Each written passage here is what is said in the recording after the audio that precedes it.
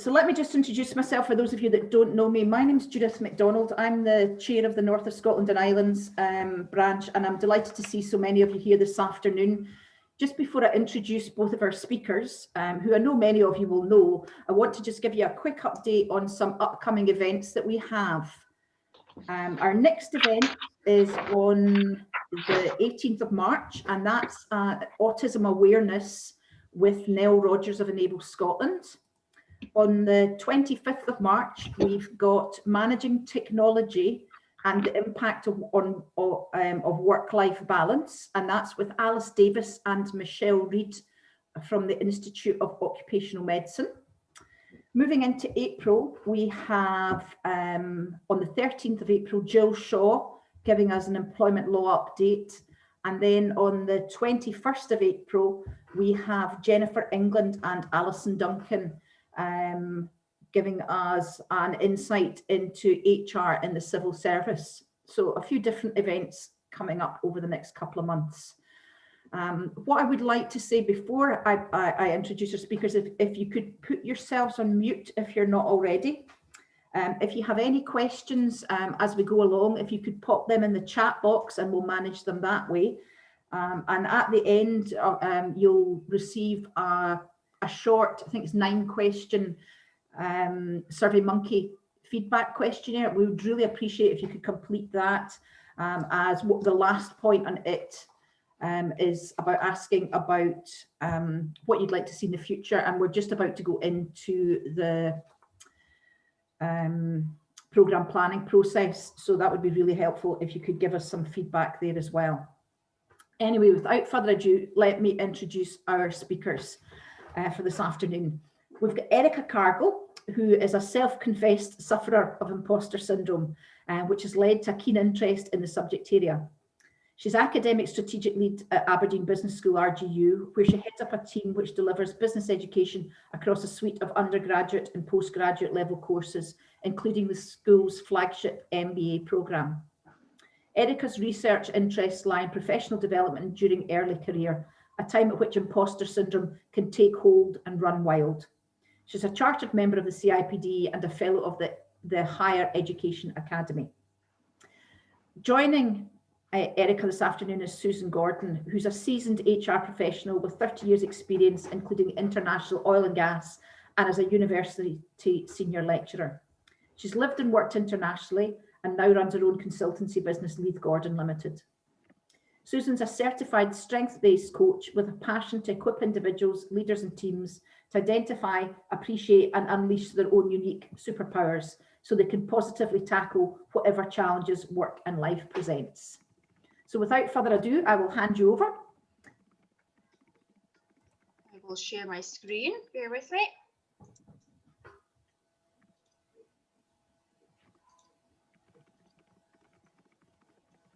Okay, good evening. It's so lovely to see lots of people here, but some really familiar faces and some people that I've not seen for quite a while as well. Lisa, hello, lovely to see you.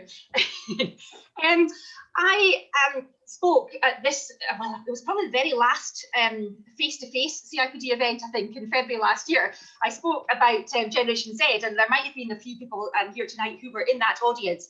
And I left the session, I left you all with a kind of a challenge at the end of the session to be more Gen Z.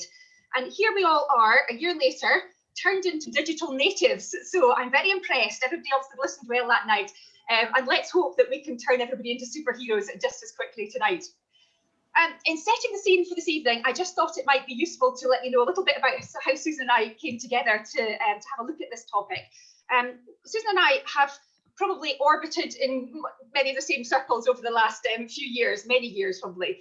We worked at the same institution, but not at the same time, and we've got lots of friends in common. But we hadn't had very much sort of one-to-one contact until I, having gone through a period where my imposter syndrome was sort of running wild, I sought Susan out for her career counselling skills. And that allowed us to come together and discover a really shared interest in what we're going to be talking to you about tonight and what we're going to be sharing. And I hope that it will resonate as much with you as it did with me when Susan and I first came together and started talking about it. I'm an academic, as Judith said, but this is not an area that I'm published in. This is a personal interest area of mine. There are some academic references at the end of the presentation, which I know we'll be able to share with you. But I don't come at this really from an academic perspective. We're both coming at this from quite a personal perspective, I think. I hope that we will be able to kind of convey that to you. This is an evening of two halves. I will be taking the first part on the imposter syndrome stuff, and that is an area in which I had to look at the literature and kind of pull together.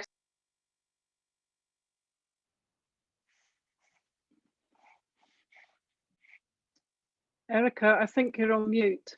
Oh my goodness! You're not now. You just started to speak about the. You just went on to mute. Don't panic. I don't know how that happens. I definitely didn't touch anything.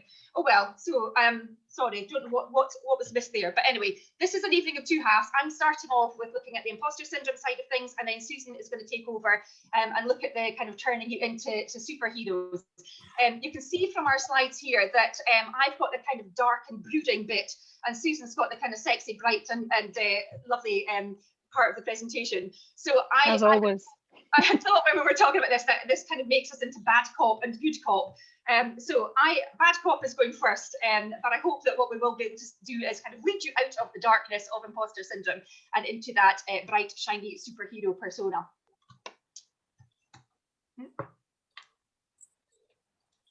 Right. Okay, a quick poll I am going to start with. Now, I have to stop sharing my screen quickly to let you do that first poll. And I just want you to answer a couple of very quick and anonymous questions. What stage are you in your current career, and to what extent do you personally relate to imposter syndrome? Bearing in mind that you might not know an awful lot about imposter syndrome, and that this is probably a bit of a biased questionnaire because you've all come along tonight to, so it must resonate with you in some way.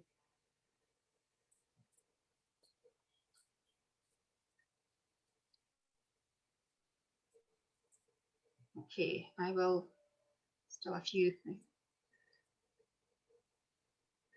Kind of hoping that you've had a chance to answer those questions. I will stop that and then I will share the results with you.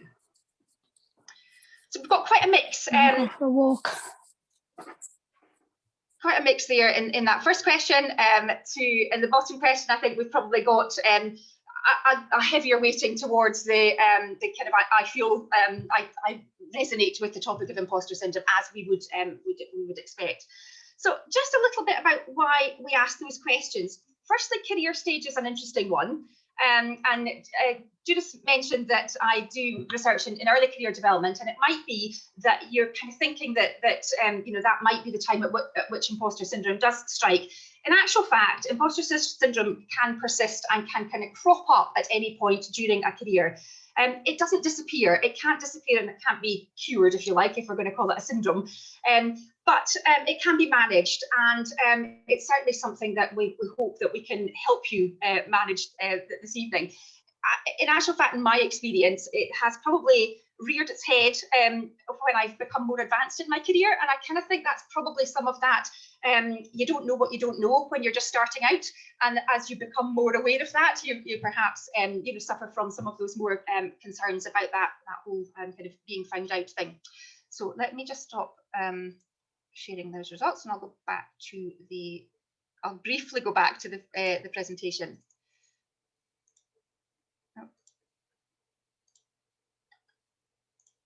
I say briefly because actually what I'm going to do is do another poll, and it might have been more helpful if I had just kept going with that. This next slide then gives you a link. Again, we'll make sure that you have access to the slides, but this slide gives you a link to the Clance Imposter Diagnostic Questionnaire. Pauline Clance did some research that started off in the 1970s, 1978, I think was her first published work in this area. And she has over time refined and tested this questionnaire, which is now available for individuals to use, not on a commercial basis, but you can get access to it on the internet, and you could, if you want to go and seek out the whole questionnaire. I have selected a few key questions from it that I thought I would share with you tonight. And again, anonymous and done through a poll. But if I can just share those with you. just as I say, I've picked 5 key questions. I think there are probably about 12 to 15 questions on the full. I can just get you to have a look at those.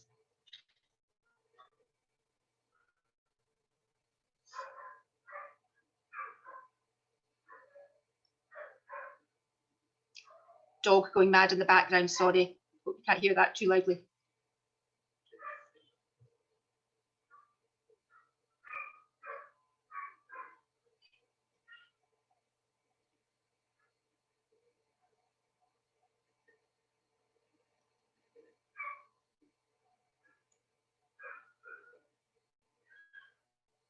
Okay.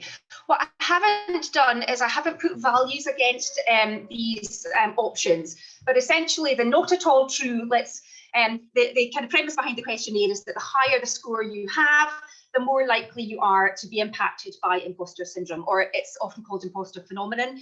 In fact, imposter syndrome tends to be a UK term, but imposter phenomenon, it's talked about in the US. I will end that polling. I'll share the results with you, although I would imagine it's more your own individual results that you're interested in, but you can see from what's there that I think people are at the higher end, which again is what we might expect. Okay.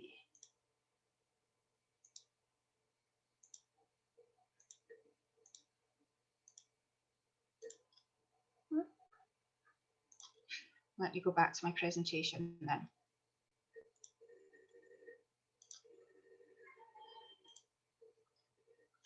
Are we seeing that okay? Yeah, okay, good stuff.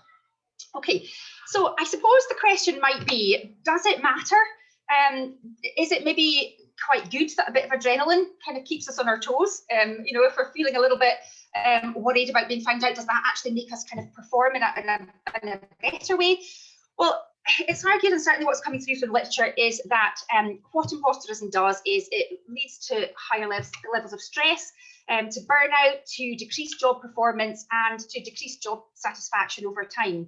And I suppose that feeling of being on high alert at all times, it might, in some instances, give us some kind of extra adrenaline to do a really good job, but actually living with that on an ongoing basis and you know, day in, day out is utterly exhausting, and that's where it starts to become damaging in terms of our lives and our careers.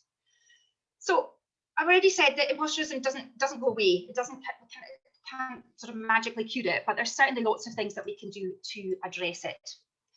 Oh, apologies. So I've given you some examples of definitions of it on this slide, and just some differing perspectives.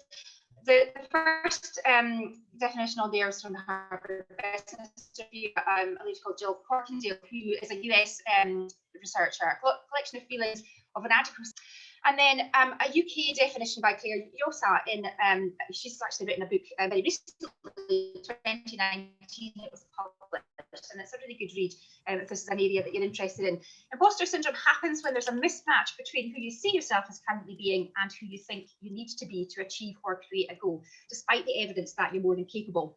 And I just put in a kind of I suppose applied or a personal perspective there from Michelle Obama. The question I ask myself, am I good enough? That haunts us because the messages we're sent from the time we're little is maybe you're not, don't reach too high, don't talk too loud. Now, what's interesting, I think, about imposter syndrome is that it doesn't necessarily relate to things like low self-esteem or low self-confidence. It aligns much more with perfectionism. So when you see somebody like Michelle Obama, you know, sort of conveying that she has suffered in this way, you can think, what on earth is it about her that actually, you know, would deem her a sufferer, if you like. And I think what's kind of interesting about it is that it's very often in very high achieving women and men, in fact, not just women, but very high achieving individuals, and that's where it tends to be most prevalent, and it is linked much more with perfectionism than things like self-esteem or confidence. So it's very often researched in professional settings. So lots of research undertaken in medicine, in law, in academia, etc. So the conditions that generally require to be met before we can identify that that imposter syndrome is there. This was work done back in the 70s by an American pair of researchers, Harvey and Katz. And they've identified 3 different kind of underpinning issues. Firstly, that you got to where you are by fooling, or you perceive that you got to where you are by fooling others. That's the first one. Secondly, that you think that you might be exposed as a fraud. Somebody might come along and notice that you're not actually as competent as you might have been able to convey previously. And thirdly, that you can't attribute any success to your own internal qualities. So it wasn't you that made a good job of that. You might argue, well, I was in the right place at the right time, or I was part of a project team and it was everybody else that made that a success. It wasn't down to me. So these are what at the time in the late 1970s when this was researched, these were the kind of the 3 sort of underpinning conditions, if you like, for imposterism to be identified. More recent research has actually said that it doesn't have to be all 3 of those, it can be any one of those 3.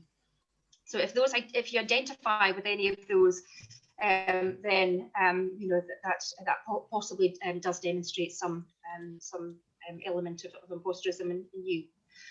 What's clear is that it's not about what you do and about what you've achieved and what other people see about you. It's much more about how you see yourself, what you actually sort of at the core of you, if you like. So questions like who am I? What if I find out I'm not good enough? As Michelle Obama has said, this is what sort of differentiates it from self-doubt. It's very much at the core of your being. It's not about what you do, but it's about who you think you are. And this is why tackling it is quite challenging, because getting to that who you think you are involves quite a lot of introspection, and we'll come on to talk about that, Susan will, in a little while. Now, estimates suggest that about 70% of us have experienced some feelings of imposter syndrome at any one time. It's somewhere between 60 and 70%, so it is very prevalent. If you are suffering from this, you are absolutely not alone. I suppose almost might beg the question, well, practically everybody's suffering from it. Actually, is it a syndrome at all, or is it just an aspect of personality? I think what's quite interesting, I mentioned that it was researched in females initially, and it was thought to be quite a female sort of dominant thing.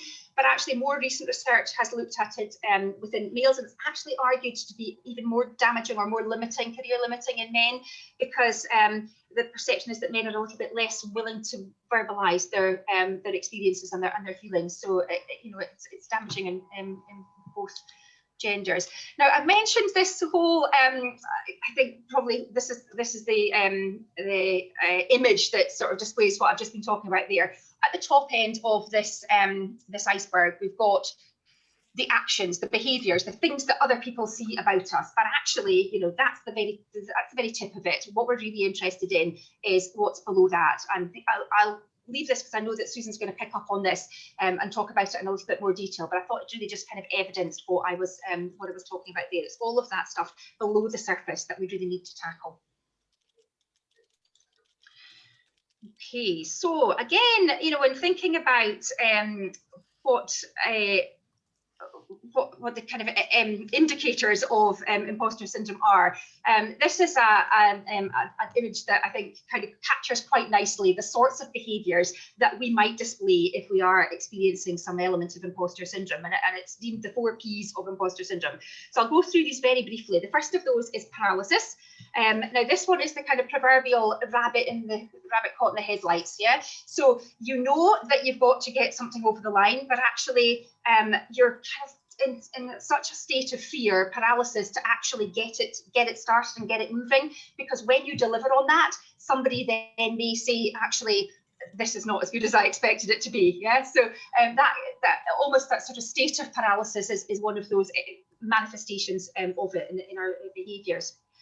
The second P is procrastination, and this one is concerned with being really busy but not necessarily moving forward. Now, this is something that I really relate to, and I think that you can kind of go back over the same stuff. You can keep yourself really busy. You can look outwardly like you're incredibly busy, but again, getting that to the end will potentially expose something about you. So you kind of, do that that kind of stuck in a hamster wheel type thing. The third P is perfectionism. And this one is involved with raising your own internal standards to such a high level that it's just impossible for you to possibly achieve that. And this tends to manifest itself in workaholic tendencies. So if you're always the last one to leave your, I can't even say leave the office, if you're the last one to leave Microsoft Teams at the end of the day, and you're getting up in the morning to get started really early, then again, it can be that sort of trying to reach that impossibly high bar that you set for yourself. And the fourth P relates to people pleasing. And this is when you take on much more than you should. And often if you're working in a commercial environment, it might manifest itself in you saying, well, I'll just do that because then I don't have to trouble anyone else to do it. And you make yourself incredibly busy because you take on far too much. If you're working on a self-employed basis as a consultant, then you might do much more than you should for free, because you're trying to kind of keep people on side and just do that whole people pleasing thing. So these are the sort of ways that that imposter syndrome is manifested in kind of day-to-day behaviours, and it might be that some of these resonate with you, or maybe all of them resonate with you. Now, just in kind of bringing my very quick skip through the literature together, there are many different causes. There is not one single thing that causes imposter syndrome. There is not one single thing that exacerbates it or makes it rear its head at any particular time. But there are a few different themes coming through that I just thought were useful to highlight. First of all, in the top right slide there is that a lot of the literature suggests that it starts in childhood, and that there is some link to the labelling by parents. Now, not going to do parent bashing, many of us are parents, and I don't want anyone to think, oh my goodness, what have I done to my children? I'm setting themselves up for a complete life of trauma.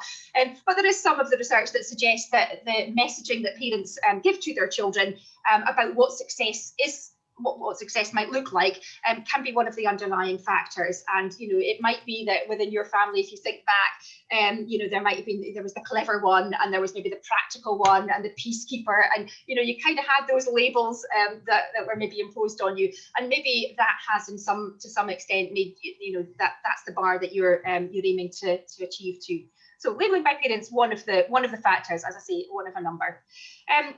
Psychological traits, of course, come into it. I'm not a psychologist, so I'm not going to delve into this, but there is some link to psychological traits like anxiety and neuroticism. So there is quite a depth of literature in that area. And again, there's lots of the literature that says this started early in life, or and sort of manifests itself through childhood and to adulthood. One of the things that I think is quite interesting, and this is actually the more recent research, is that there's some link to a kind of belongingness, sort of feeling of belonging, and this almost sort of shifts the blame, if you like, for imposter syndrome away from individuals and into organisations. And it's quite interesting to think about some of the more recent literature, and especially as we've kind of advance the equality agenda, that some of the literature is suggesting that what is actually the imposter syndrome actually is not a thing. It's just that people are in the wrong environment, or people are in an environment that doesn't facilitate and support and help them with any challenges that they might have in terms of imposterism. So it's just a stream of literature that is kind of gathering some pace. And I quite like this quote. I just pulled this quote out. Imposter syndrome is a symptom, but inequality is the disease. Now, we're not focusing on that. This is an individual session. We're not focusing on organisations, but it is something that maybe you could have a think about in the context of your organisation as well. And then the fourth stream of or thought of cause is around social media. And of course, what don't we believe on social media these days? And there is some thought of a link between imposterism and seeing what everybody else is doing, this perception that everybody else has got their shit together, and here I am completely struggling, and having to keep my 9-year-old entertained with an iPhone for much of the day, as I confessed to Susan and Judith before everybody else came into the session. So it's not probably a cause, but it's certainly something that is potentially exacerbating some feelings of imposterism, and it certainly is an area that is being researched at the moment. So that's my bad cop bit done. Just if I just kind of pull together, just a reminder that imposter syndrome can be really damaging. It can be really limiting on our careers. So it is important that we recognise it and that we look to take steps to counteract it. And that's what Susan is going to do, to kind of delve into the steps that we can take to counteract, not just in the behaviours and the actions that we've got, but in the way that we see ourselves, and specifically in the way that we see what we have to offer others. So I'm now going to pass over to my good cop, Susan. I will still be master of the slides. I hope I do a better job than I did in my own bit. That was great, thank you. So we will go on and talk about, how can you tackle imposter syndrome.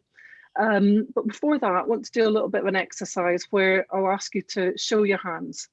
Now, if you want to put your screen back on, you can actually physically put your hand up. Otherwise, you can maybe use one of the reaction buttons, either a thumbs up or a hand or something like that. So if you don't know how to do your reaction buttons, you might have to pop your screen on for a little while just so you can join in, and then we'll let you go back to the safety of behind your screen. So what I want to do here is, and can you share the slides again? Sorry. Please. I'm going to ask you a question, which is, put your hand up if you always, and then I've got a few like end bits there. So this is a bit like earlier on where we were asked, what you like. Just quickly think about it. But put your hand up if you always, and there's 3 or 4 or 5 maybe things to do here. So if you would put your hand up if you always, first one please. Speak to people on planes, trains. Oh, I'm seeing a few hands go up here. Yeah. There's not all, everyone's got hands up. There's a good few. I'm going to have a little skim to the other page. Okay. So, yep, there's a few people waving, be it hand-wise or emoji-wise. So you are that person. Put your hand up if you always make to-do lists and checklists, even at the weekend. Definitely me. Oh, we've got a fair bit of activity going on here now. Yep. Okay, so much more flurry of activity there. Put your hand up if you always love public speaking and presenting. This is a virtual one, obviously, but here, a nod to the current day. Okay, so I've got a few people, hands up there. A little bit less activity than the last one. And I think we've got a couple more. So put your hands up if you always color coordinate. There's pencils, we open the cupboard and it's, oh, look, we've got a few things going on here. This is making some people's hearts very happy, isn't it? Getting those pencils all lined up. Oh, see somebody nodding frantically and waving. Great. And the last one, put your hand up if you always are skeptical until you're provided with proof. Okay, we've got a bit of that going on. So gut reaction isn't good enough. You're wanting to know that proof.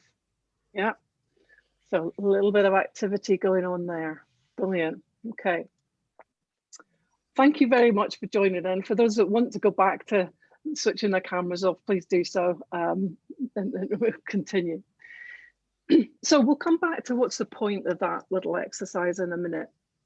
But I want to first of all go back to the iceberg model that Erica showed earlier, because that's really what's going to take us from focusing on what I do, the bits above the waterline, and who we are, who I am, what's going on inside me here. And this is how we transition from that, like activity focused maniac at the top to thinking about what are our superhero powers that we have. And if you did sort of answer some of those questions about the imposter syndrome in a way that's maybe I have it, as it were, you may be reluctant to start to investigate what your strengths are, what you are, quite simply because you maybe think there's not much to write home about. As Erica said, years of being told that we're not quite good enough, that we haven't pleased people properly. And despite the achievements that we have, the things that we've done, we still think that little voice in our head has got something to say about us not quite getting there. And this in part explains why, when asked to describe their strengths, most people rarely go to looking at their natural talents of who I am. Rarely do we do that. Instead, if people ask for your strengths, we talk about things that are actually quite external to us in a lot of ways. There are things that are gathered during our lifetimes that are kind of proof of our value, certificates or awards or performance ratings or things that we've done. Rarely do we speak about us and who I am and the value that I bring and who I am. What we're doing here is we want to invite you to explore and actually remind yourself about who you are, because it's the bits that below the waterline that we spoke about before that are the real keys to unlocking your superhero powers. And I say remind because for most of us, we maybe take our strengths for granted. We live with them day in, day out. We kind of they're invisible, they're commonplace. They're no longer precious to us. And so when we do something that's really good, we use one of these strengths and somebody else says, wow, we kind of think, well, doesn't everybody do that? And we kind of cut ourselves off from that strength. We don't take the power of it. But the answer to, does everyone else do that, is actually no. And that's where we come back to the put your hands up exercise. For some of you, you put your hands up and you've still got your hands up, which I'm loving. But you put your hands up during the exercise, but not everybody did, because it's not something that you always do. Something that the next person does, not you, but you put your hands up for other things. And it's partly what makes you so unique, so different. And it also gives you some clues as to where your excellence lies that's a little bit different to the person next to you. And we hope I'm just going to put somebody on mute there. We're going to hope by identifying your underlying who you are, your underlying talents, that you can actually start to think about owning them, being proud of them, focusing them, using them, and turning yourself into that superhero that you know that you already are. And oftentimes we think to ourselves, am I good enough? Am I good enough for this? Actually, it's these differences that help to make you extraordinary. And so by owning them, you're not only good enough, you are more than good enough. You're amazing. And that's where your superhero powers become unlocked. But first of all, we've got to think about finding them. I'm going to come back onto how do we find out about our superhero powers in a little bit. But first, I want to kind of go on and speak a little bit about our traditional approach to personal development or development generally. And so the conventional or traditional approach to development is very much along the lines of, and you probably recognize this, in a work environment, for example, you go in for your discussion with your boss. Let's see how you've done this year. Yep, that's gone well. Do more of that. But let's identify some of your improvement areas. And in your objectives next year, let's really focus on the improvement areas. Because, of course, focusing on our weaknesses is going to bring us success, is it not? Well, no. So the let's fix it approach for development does appear logical. Identify an area for improvement, focus everything on it, it'll get better. However, this is really based on some poor assumptions. A couple of assumptions are you can learn most, if not all, behaviors to a level of excellence. And there's a very popular notion that we can excel at anything we want to as long as we try hard enough. You've probably all heard some of that. The reality is, for example, a person who is not terribly good at numbers probably is never going to be that world-renowned statistician. They maybe get by with the fundamentals, they'll not fail, but they're not going to have those peaks of excellence. And so what we're talking about here in performance and development is trying to find out times when you're at your very best and doing that more often. And the conventional approach to personal development doesn't really drive that. So that's why we want to move on to a strengths-based approach to personal development. And this is based on the premise of finding out a little bit more about who I am, down at the bottom of that iceberg. And it's based on the premise that, we focus on enhancing the areas that hold the greatest potential for us to excel. And everyone has strengths. Everyone does have strengths. Everyone has a core confidence area. If we tapped into it, we'll find out what it is we know that we're good at. And let's focus on that. Let's not get blinded by the noise of the other stuff that we're not good at, because we can't deal with that. Let's deal with what we're good at. And people do contribute to their very best in very different and unique ways. And so this unique combination of talents, knowledge, skills is what helps them be their best every day. Some of the other premises behind this is that you can only learn some behaviors to a level of excellence. When we speak about somebody who's really excellent at something, we don't say they're fantastic at every single thing you give them to do. No. So in a work environment, if we think about it being an all-rounder, what's an all-rounder ever going to be? Probably mediocre. What we're really trying to do here is find out, when people are at their very best, what are those spikes of excellence? Like a little star, spikes of excellence. What are those points of the star that are your talents, is what we're trying to say here. And if we focus on those people's points of the star and we turn them from something that's a raw talent, we're quite good at that. We focus on it, help people improve and invest and practice, then it means that they can come on and start to develop what might be a raw talent into strengths.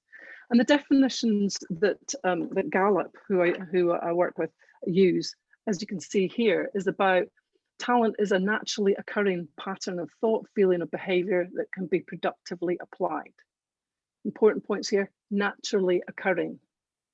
So we don't naturally do everything, or we don't naturally work in one way.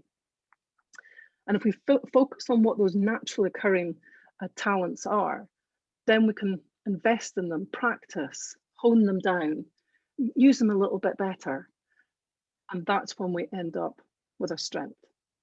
Talent in and of itself is neither here nor there, but we've got to do something with it. So using those talents is what we're trying to get into. We're trying to find ways of really doing it. And we take it back to the hand up exercise. There's some clues to talent that you've already got there. The effortlessly, can't even say the word, starting conversations on a plane or a train. For some people, that's a clue to their talent. They're communicating really easily with people. For other people, it might be looking for that data, because they need the data before they go forward. So not everyone's built in the same way. And it's obvious, and I know it's obvious, but we don't always apply that. So if we think that that's the right way to do it, the first thing we've got to do is start with this thing called talent. How do we find out? How do we find out? So maybe move to the next one, please. Thank you. So, the short way of thinking about it is start with talents, invest, finish with strengths. So start with talents. What's that all about? Well, if we take it to our superhero analogy, it's almost kind of like in any good superhero film, the superhero doesn't know that they're a superhero. They don't know that they've got these powers, these talents, until something happens that they find out. Often accidentally in a superhero movie, but you could actually do it deliberately, go find out. So they don't know that they've got these talents. And at the moment, we've got the imposter thing going on. So, should I look, should I not? What's happening? Go and find talents. And like the good superhero, the first thing that happens is you start practicing with them, accidentally blowing things up, accidentally freezing things, accidentally whatever, not really using your superpowers very well. But then through practice, through examples and experience, you start to be able to drive your own talents, use your own talents much more effectively. And the other thing that's quite important is here, it's not just about focusing on the strength side of it, but also being quite mindful about the dark side. Because for every strength that we've got, it casts a shadow. That we have blind spots. So no matter how good we are at something, there is a weakness. So in the strengths-based approach to development, it's not about ignoring your weaknesses, it's about managing them, knowing what they are and managing them, but not being driven by them. So superhero finds superpowers, practices with them, and then you've got to take ownership, you know, of the dark side as well as the light side. And you've got a choice about how you want to use your superpowers.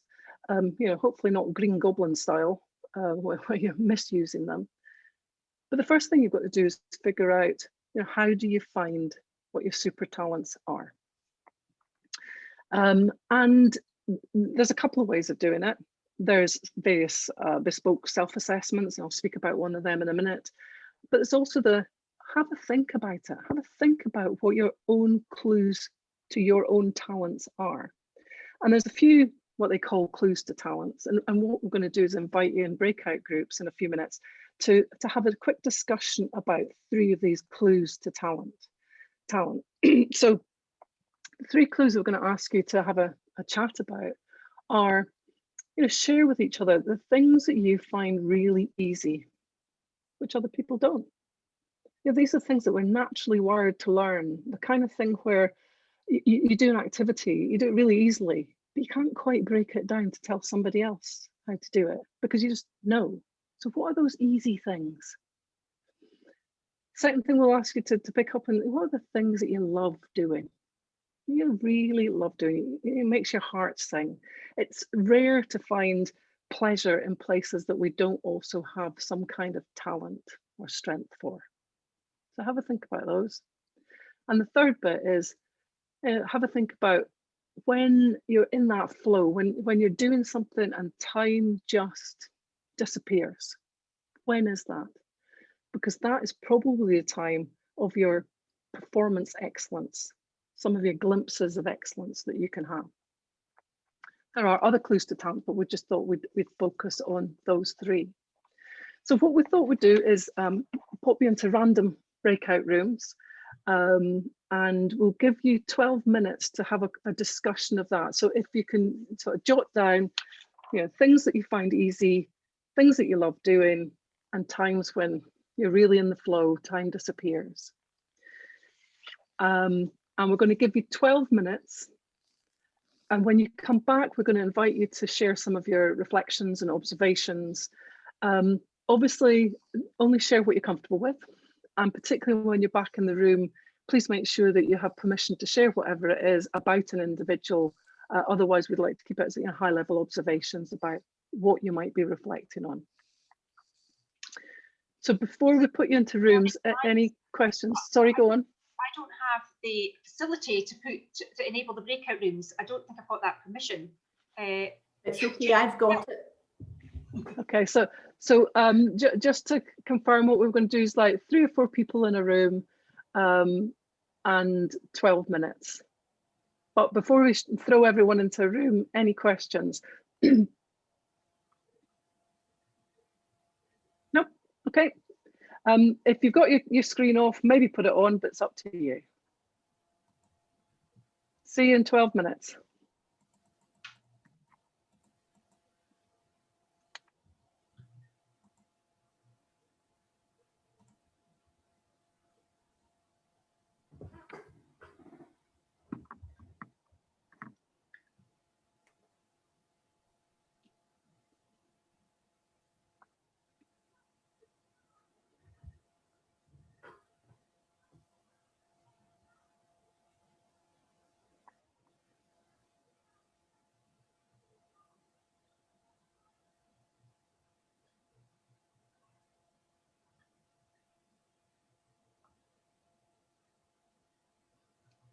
The recording, does that, what happens at this point? Here. I don't think it records the rooms. In fact, I'm pretty sure it doesn't, because it couldn't record all of them at once. Because I put 9 rooms, so it wouldn't have the facility to record everybody. But does it record this bit? Yeah. Yeah. Okay. Yeah. So keep it Say clean. not now. That's it. Are we making good time? Do you think that's? Yeah, that's what, 10 to? So yeah, no, we're in good time. I've set my timer for 11 minutes, because then the breakout room will give them a minute warning. Yeah. I thought I was setting up the breakout rooms, and then I realised I didn't have that superpower. And I have a breakout room, but I didn't go near it. And apologies, Erica, it was me that put you on mute earlier on. I was trying to mute somebody who had just joined, and the way it scrolled down, I got you. And then, of course, I'm desperately trying to unmute you. But I'd already muted myself, and I thought by the time I unmute myself to say I've muted you, I'll have you unmuted. No, it was all right. When I saw it, I had this moment of panic. I was like, I've been going for about 10 minutes. I've heard a thing. Yeah, no, that's why I thought I'd better jump in quickly before you go any further. Because sometimes you're not quite sure, is it my side? Is it your side? So anyway. And I haven't seen that before, because generally I'm in charge of the room. So nobody's got the powers to mute me normally in my teaching sessions. Oh, I know, it goes to my head sometimes. I get,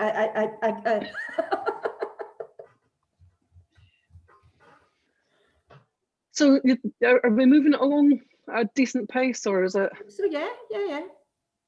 I mean, we peaked at 50. Oh, right, okay. That was at just after about 25 to 5, we had 50, which is great. I mean, that's a really good turnout. No problem. So, but I do think it's really interesting. Do you know, because you are told you can learn anything and all the rest of it, and then you know, and people go along with that, and they just think, oh, well, why am I rubbish at this? You know. But yeah, and then feel really rubbish when they're like, doing a job, and you know, like, what we want you to do is more this or more that. Eileen's. Sorry, I was also being a bit naughty. I was admitting people too. I was enjoying it. I don't know if Eileen wants to join a meeting room. I don't know how to do that. Yeah, I didn't know how to join into a meeting room. Sorry. It's okay. I'll tell Judith. I think if you go to your list of meeting rooms, and then I can do it if you want. I can just assign. Well, if you can assign her, that would be great. Thank you. Okay. I'm just going to do a random group. Don't know. I tell you, there's one that's only got a couple of people in it. Oh, in 6. Oh, dang. Was it what? Number 6? 6, yeah. Yay! I randomly allocated and it was there. Eileen, have you got it? She must have headed off. She's joined. Yeah, I think there's I think Shona's got the host admin thing. Well, yeah, it's quite good. She's there as me. I said to her, I thought she was looking a bit rough today.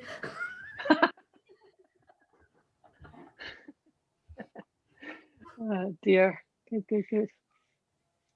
But yeah, it's a nice group.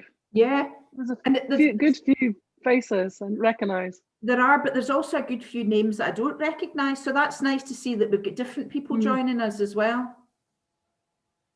Interesting. Quite men as well, which is good that picked up on the. I have to admit, one of the people there is somebody that I invited who's not part of CIPD. It's all right. But she was very interested in the topic, so. We because all our events are open anyway, so we can get non-members attending, and I actually think it's quite good. Do you know, if somebody's interested enough to come along and listen, then I think that's great. Although it was quite funny earlier on, I got a message from Wimbledon saying that there have been people hacking into CIPD meetings. I thought, God, how dull a life must they have that they're hacking in? and causing mayhem. Ooh. like that community council down in England. Oh, that was funny. Read the standing orders. That's the That'd sort be of thing that entertaining. you would never, yes, you record, but you would never let it get out in the public domain, would you? So let's just check that we don't have anything like that, Susan. We agree to this. We have no Jack Beavers, we're safe. And nobody's a cat either. That's quite disappointing. Oh, I can help you. I can do a bit of this. Oh, the wee. Let's see. I have to do it before people come back, like. Yeah.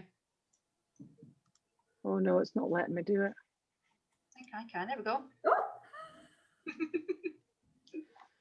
Yeah. And now, true to form, we'll have to forget how to put it off. Or this is the one that I should put back for when people come back.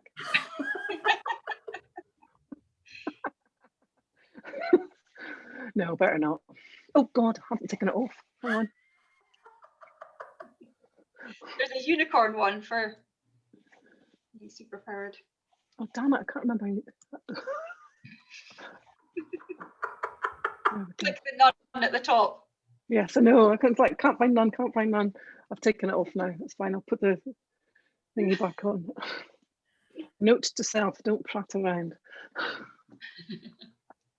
Oh dear. How are we doing for time? We have just under 4 minutes. Yeah. Oh, just under 5 minutes, in fact, because I've got it for the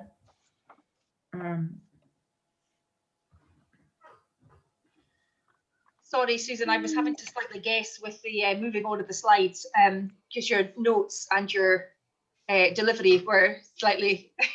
I know. Well, I just decided I wasn't going to read stuff off. I was just going to freeform. So no problem.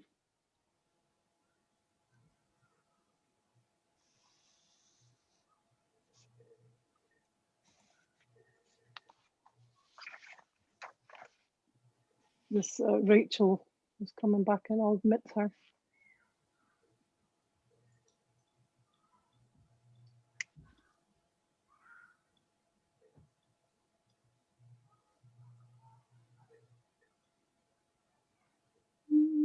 Do you want to use the slide with reflections, or do you want to just leave it in the room? We probably don't need the slide, do we? No, it's just a bit. We'll need it for that, the grid. Yeah. The table, that's it. So. Yeah, it's a bit of a faff. I wasn't quite remembering that you couldn't do a poll when you're sharing the screen. You're sharing PowerPoint, so you. No, it's fine. It's fine. Between The thing is, like, if you're sharing the screen and there's a poll up, it all gets a bit confusing. So it's fine. It's good. I'm just going to explain, Rachel. I don't know if you can hear me, but we weren't going to put you in a breakout It's room. okay. What happened? I was in group 1 and my internet froze, so that's all that happened. But we'd already been through everybody's kind of strengths, so it's okay. If it's easier just to leave me here for the last part, it's no problem. I ended up Well, we could do, but it's just like a minute and a bit to go. So that's fine. I'll just stay here in that case. stay here quietly. I'm good. How are you, Erica? Good. Yeah, busy, you know. I can imagine. We've got a new cohort of GA students. Rachel just started, starting on Monday actually. We did induction with them yesterday. Well, we were hoping to have one, but then it ended up the one that volunteered, he works on rotation over in Angola, and we're like, it's just not ideal, to be honest. Yeah, I remember hearing about that, yeah. Oh well, it's the first time we've tried a mid-year cohort, so we'll see how it goes. If it all feels a bit chaotic, I have to say. Oh, I can imagine.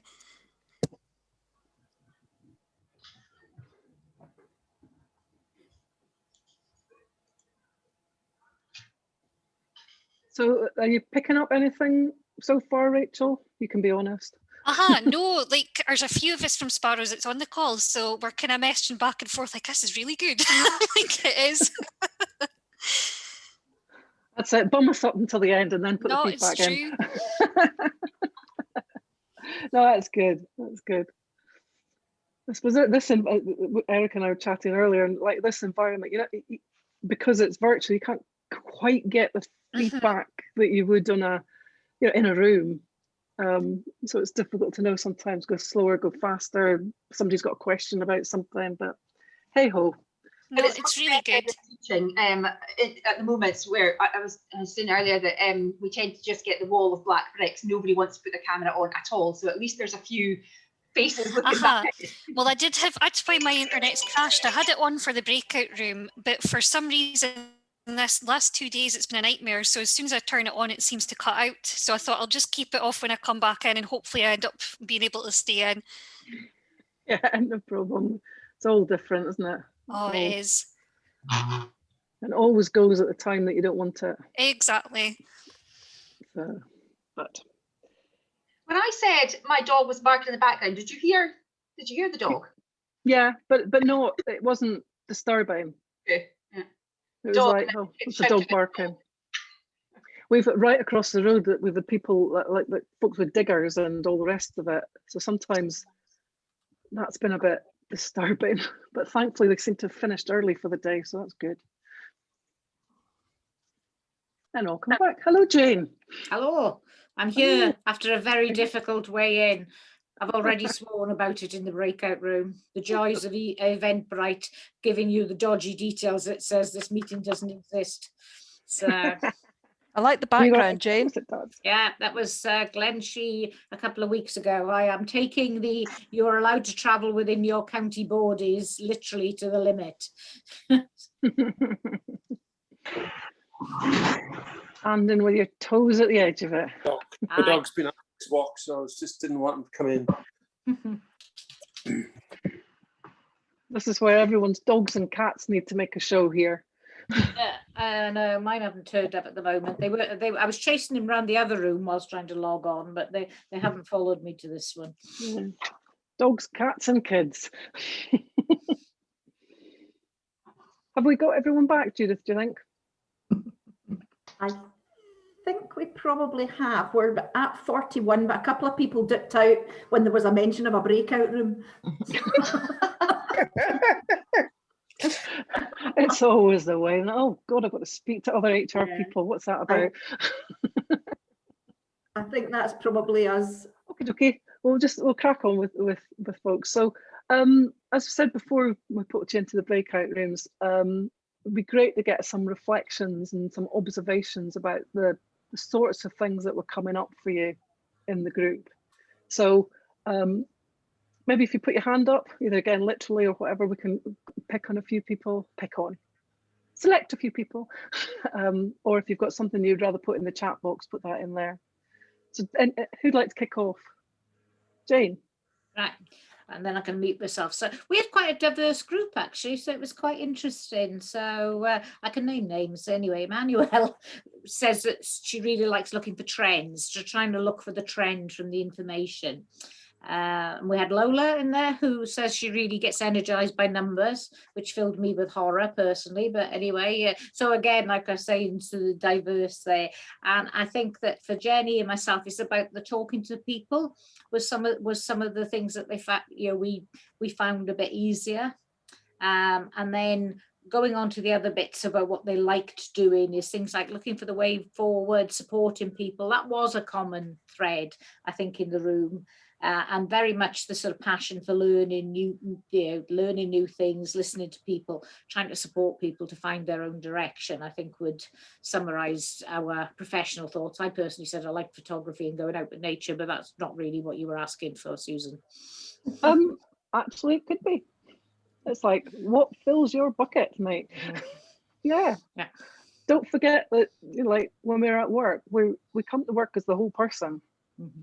So this dichotomy of work and what I'm at work and what I'm at home, the part of this is like, how can you be you and your best you more often, more consistently, wherever you are? We just happen to be in a work context, so thanks. Who else would like to? I mean, the folks that know me know that everyone's gone on mute now. The folks that know me know that if I don't get an answer, I pick on people. So, Leslie. Yeah, so hey, welcome. our room, we had myself, Lee, Kirsty, Lisa, and Sue. So what do you find easy and what do you love doing? All kind of fell in the same thing. So like being organized, communication, coordination, helping people. Lisa said she really likes sharing when she's got, some knowledge to share. Like being in a team, and Lee said loves ownership of projects and just gets stuck into it. And then what does it feel like we're in the flow? So we're really aligned with this. So content, we really like the job satisfaction of being in control, familiarity. I think it was Lisa that said lots of detail. So yeah, we were all sort of aligned in that's when we feel good about ourselves. No numbers, which Jane, that really made me pleased as well, because I don't like numbers either. So brilliant, thank you. And any other kind of not necessarily the specifics of what you found, but any observations, were there similarities, were there different? You mentioned, Leslie, there was quite a lot of similarities in your particular group. Any other observations? In the group that I was in with Lisa and Sarah, in terms of communication and communicating with people and talking to people, we all really enjoyed, but it was funny because we took a different angle on it for different reasons as well. So whilst we all enjoyed doing it, it was for different reasons that we enjoyed doing it as well. And we didn't get on to the third question because we were too busy talking, but we were just it was interesting to look at it because we looked at it from different perspectives in terms of communicating. Yeah, and I think you make a really good point in terms of oftentimes when we speak to people, we speak about, I'm a good communicator. What does that mean? And when you start to delve down about when you're at your best, what does that communication thing look like for you? And that's when you start to see it looks a bit different for everyone else. And so, by digging into some of these talents and these strengths and understanding yourself, it's a great starting point for things like, and I know, there's a couple of people I've worked with on the call today, things like doing your CVs and preparing for interviews. These sorts of things are really useful for identifying what do you mean by communication when you're at your best. Great. One more, and then we'll move on. I'll go, Susan, if nobody else is desperate. So I was in a group with Chris and Margaret, and I think rather than sort of go over what people found easy in that, I think the common theme that we found in our group was that when you're asking the 3 questions, what you find easy, what you love, and what happens like when time disappears, when you're really in the flow, there's a lot of commonality in those 3 areas. And one of the things we spoke about was, because we were speaking about work or personal life, and we're like, it's similar in the things, and we spoke about our to-do lists and how things drop off, and that's the things that we don't find easy either in a home setting or at work. But also we really like the sort of moving away from the traditional focus at your annual appraisal or your annual talent review or whatever, but really focusing in on the strengths. And if you have the luxury of being able to work within a team where you can use one another's strengths, because let's be honest, the thing that bottom my to-do list, somebody else has got at the top of their to-do list because they love it, then it's far more motivating, and it's also from a team's perspective, you're far more high performing as a team because you're all focusing on where your strengths are or what your preferences are. That's kind of what we spoke about in general. Is that fair, Chris, Margaret, if I missed anything? No, absolutely spot on. I think I mentioned as well that sometimes the actual day-to-day aspects of the job or your life can slip down the to-do list in favour of the exciting project that comes along. And I know that was mentioned earlier as well, but in terms of things that I'm not saying find easy that others don't, but love doing and you're in your flows when you've got that juicy project to get through, something that you get a kick out of seeing being finished and implemented after that. So I think all 3 of us were the same for that. Yeah. I think we're hearing what the clues to talent for that particular group are. And I have to say as well, if I could slip you a fiver, I would, because the segue into one point that I wanted to make as well was beautifully made by your group. And that is, although we're speaking about individuals and individual development in this particular call, the stuff that we're speaking about here is so powerful when you get it into a team setting. So, you know, we know ourselves, understanding ourselves is the starting point, and then lifting your head up and saying, well, how does that work with the people around you? And how can you identify, even folks that you don't like, but how can you identify what their strengths are, and how can you have that well-rounded team made up of those folks with spikes of excellence, and how can you fit them together? But, you know, the first place is, do you know what your own stuff is?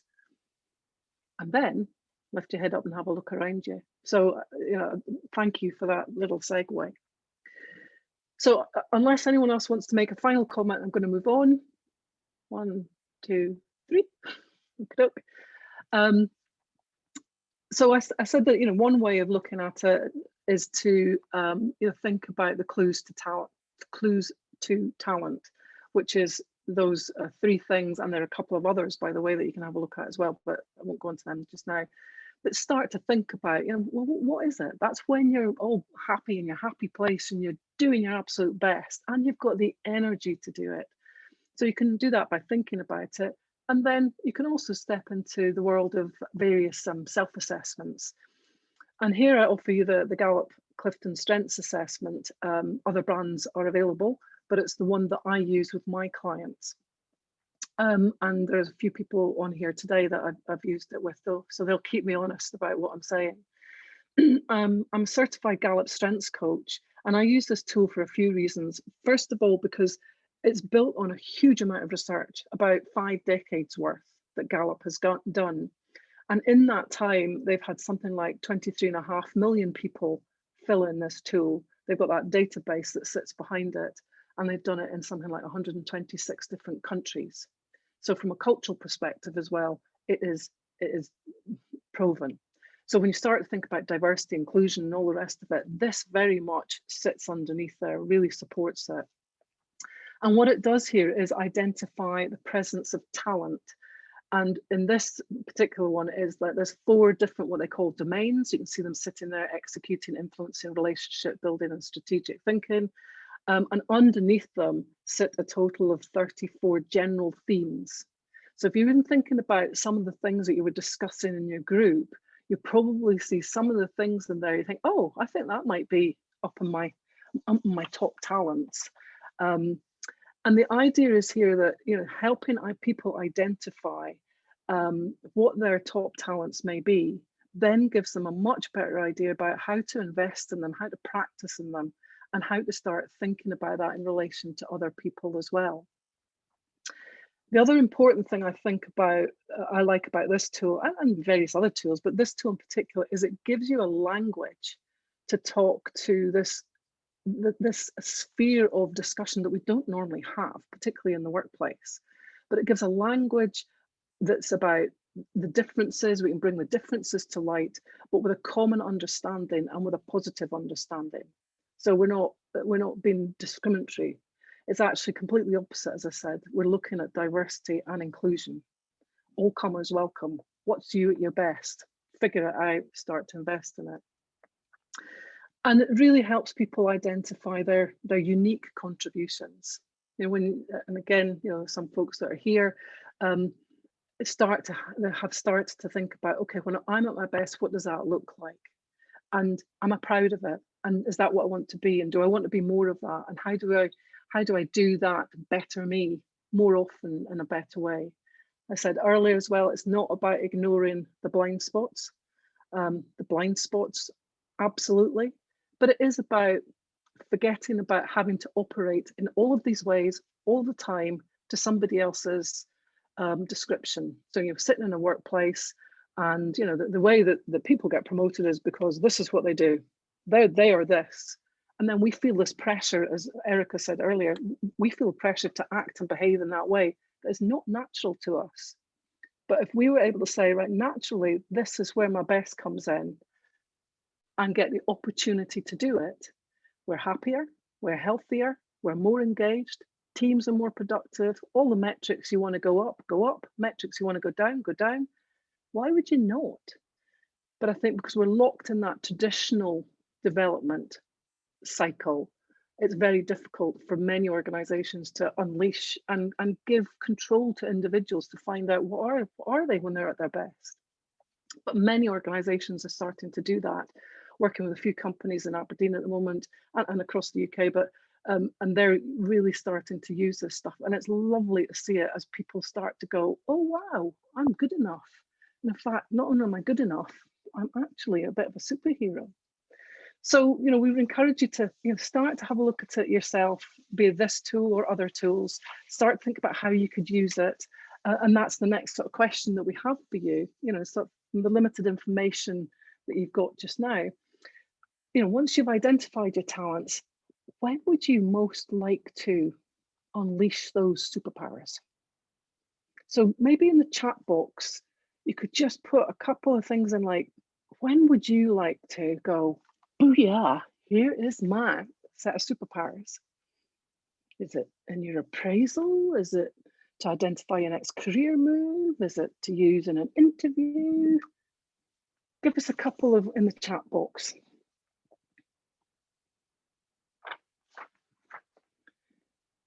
Everyone's a bit shy. Thank you.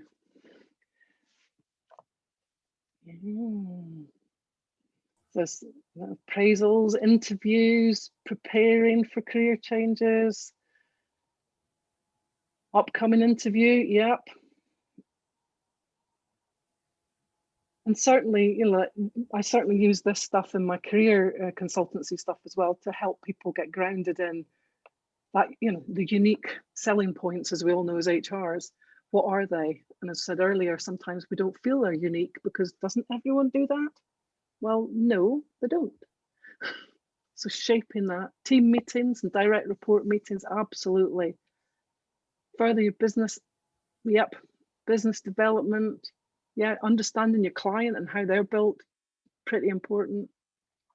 So you can start to see that there are lots of opportunities that you can do this in a very mindful way. And, you know, ultimately, you know, the twee bit would be, you can use this every day. You can choose to be that superhero every single day. And wow, wouldn't that make you happy? So on that note, I'm going to hand back to Erica, I think, at this point, to do a little bit of a roundup. I don't, Erica, should we maybe do some questions first before we do roundup, or? She's busy thinking. Erica?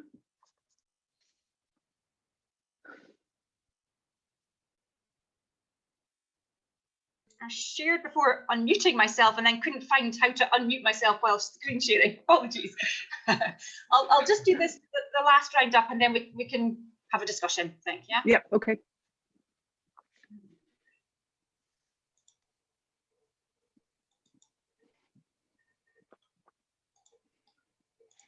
Okay.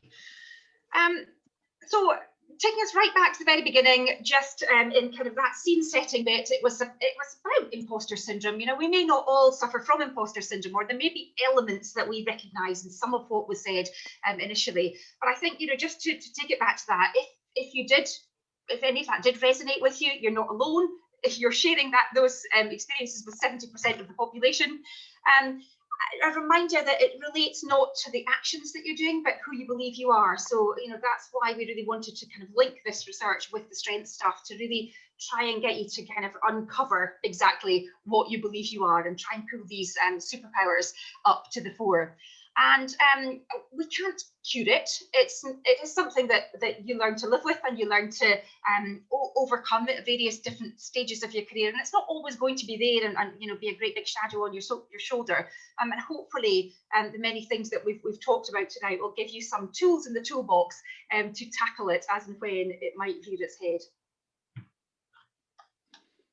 So I suppose taking it on from there is that, you know, the short answer is you can identify your talents. You can then go on and practice, invest in them, play with them, see what you like the best. And these will be your superpowers. They absolutely will be your superpowers. So, you know, there's no time like the present. It's in your hands. You can do something about it. You don't have to be that imposter the rest of your life. Break out, go and find which superpower masks or powers that you want, go use them. So that kind of is it. And there's a couple of questions there that we'd invite you to consider, like that we can come back to in a minute, but we'd really like to open it up for questions, debate, comment. So please go wild.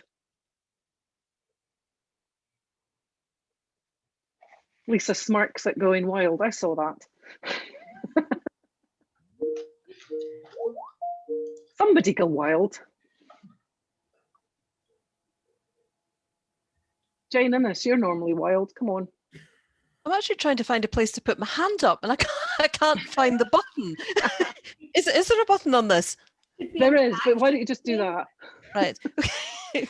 I've actually got it's maybe a more technical question. Going back to the 4 domains and I think it was the 34 themes. As I was looking at, I was trying to understand the significance of the domains. So as I was looking at the things in the themes, I could see pockets running across the domains across the themes that kind of resonated for me. They weren't all in one domain, and I was just trying to understand the significance. Is there a significance to those domains, or should we be focusing on that at all? So Erica, could you put that slide back up, just so that it's not one of those watching the snooker in black and white moments? Here, yeah, is that it? So yes, you're quite right. I mean, there's lots you could say about this, but the 4 domains, what it really is bunched into is ways of behaving, thinking, operating that the 4 domains are around. On the left-hand side, executing is how you do stuff, in short. Influencing is probably more around why you do stuff. Relationship building, clearly who. And strategic thinking is about what. So if you put those big headings, you'll see the things that sit under it. And each of these has got a huge definition that sits behind it. So we didn't want to labor it because it would take too long. But it's basically on the left-hand side, how we do things. We do things in different ways. The achiever one, that's the kind of one that like the checklists at the weekends person. Arranger, loving the little bits of the puzzle coming together, etc. So that that's kind of like how we're doing things. Influencing why, what drives us here in terms of the why. We may have. Sorry, go on. Sorry, as I say, the fact that, as I say, as you put the headings up, I was seeing, maybe something in executing, there was something in relationship building, something in strategic thinking that kind of lit up the room for me as I read. Yeah. And actually, it brings up a good point that I should have made earlier, which is there you get a list of 1 to 34. There's 34 of them there. 1 to 34. There is no right way of being. You don't have to be nicely spread across these domains. Back to this, your spikes of excellence are where your spikes of excellence are. Yeah. Wherever they fall. Yeah. Yeah. And doing this tool, there's a 1 in 33 million chance, 1 in 33 million chance that you will have the same top 5 outcomes as anybody else, which feeds right back into the diversity and inclusion agenda. Understanding that we're unique is really important. But there's no one answer. There's 1 in 33 million chance it will be the same as anybody else, which is the nice bit about it. And then you get to know, what does it mean for you in action? Because it's a bit like a paint pot, I suppose. If you drop a lot of this in and a bit of this in and a tiny bit of this in, it comes out a different color to a bit of this and a bit of that and a lot of that. Yeah. Thank you.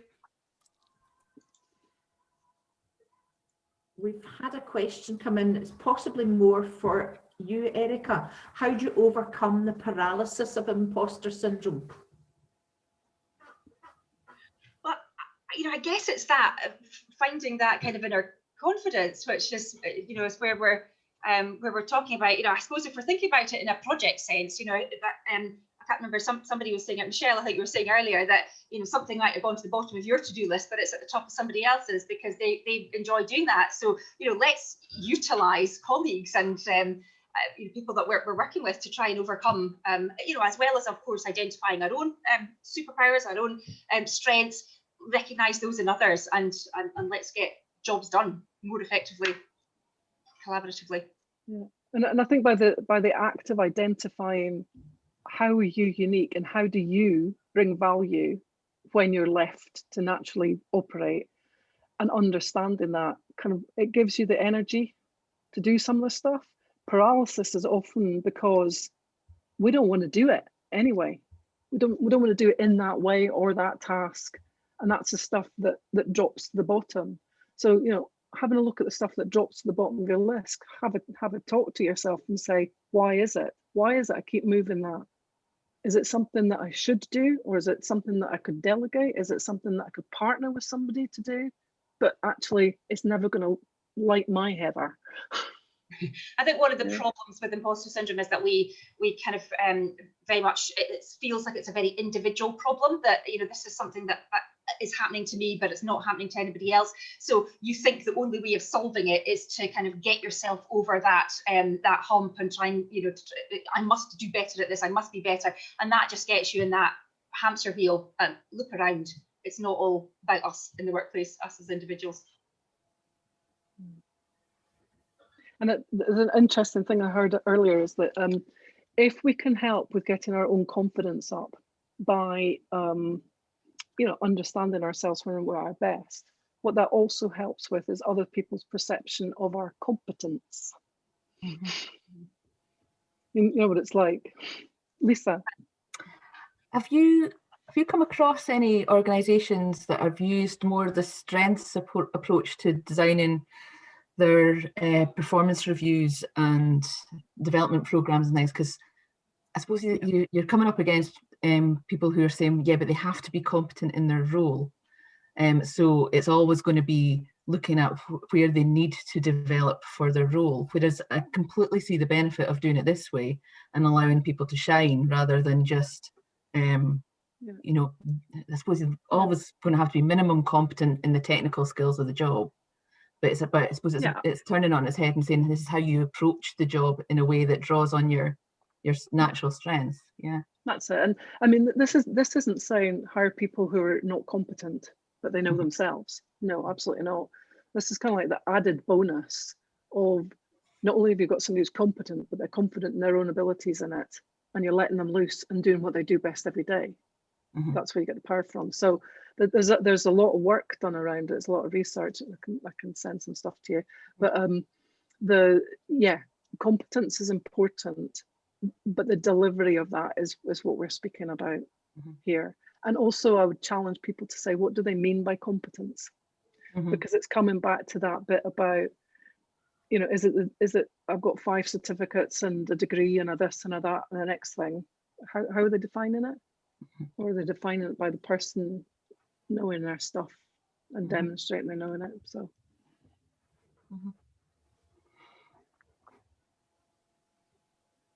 Got a bit of an open question, I guess. Curious as to whether anyone else has had imposter syndrome in previous employment, but they now find themselves in different employment where it's not certainly prevalent at all, or not as prevalent. See, I might fit into that space. Go for it, Jane. Sorry, I was going to say I might fit into that space. I used to be an accountant, and I think I was a competent accountant. Was I a brilliant accountant? I don't think I was. And I think I kind of stumbled into doing people development kind of work, and I realized that was more of my sweet spot, and have evolved since then. So I think I think I can, thinking about the discussion, I think I suffered much more from imposter syndrome as an accountant than I do today. It might be an age thing as well. I don't know, but definitely that was the case for me. And a career change was what resulted. You can take what I said earlier in terms of a great example of the one that I said that I used a statistician, but in terms of an accountant as well, perfectly capable with the numbers, but not really loving it, and therefore not feeling you're loving it, not flourishing. But the other thing, just to kind of relate back to, is that the growing literature base around the environment and the fitting within that environment, and that environment providing you with the support that you need to, you know, if there was any vestige of imposter syndrome there, then you know, you're supported to overcome it. So I think you if that's the case for you just now, Chris, you're stick where you are. You're obviously in a good place and getting the support that's needed. Yeah, I think there's truth in that, and maybe means that both Jane and myself have somewhere along the lines discovered and used our superpowers, so to speak. Who knows? You'll know.